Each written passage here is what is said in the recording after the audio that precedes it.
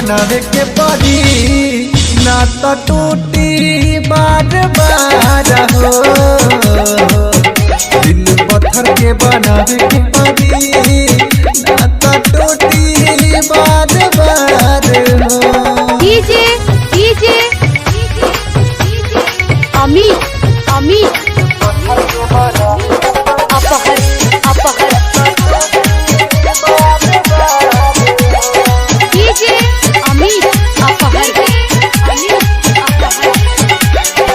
दिल के दौरतिया बढ़ावे लोग हमसे बोले तबाह जिंदगी प्यार वाला नाम से। दिल के दौरतिया बढ़ावे लोग हमसे बोले तबाह जिंदगी प्यार वाला नाम से। जैसे बदले हवा के झोंका वैसे देवे लगवा धोखा।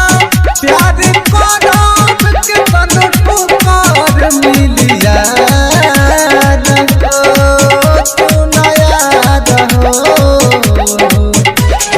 पत्थर के बनावे के पड़ी ना तो टूटी बार बार हो। दिल पत्थर के बनावे के पड़ी ना तो टूटी बार बार हो। डीजे डीजे अमित अमित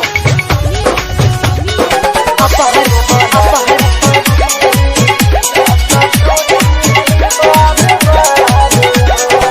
सरोज सागर संगे ठीक नहीं भई जे रहे जिंदगी वो जिंदगी ले गई।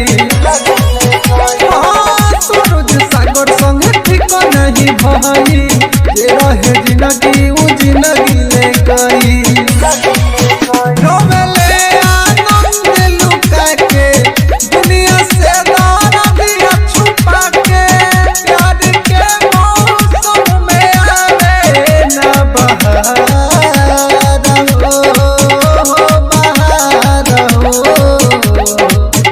दिल पत्थर के बनावे के पड़ी ना तो टूटी बार बार हो।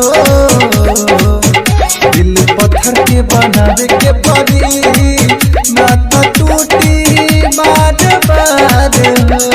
डीजे अमित अपहर डीजे अमित अपहर अमित अपहर।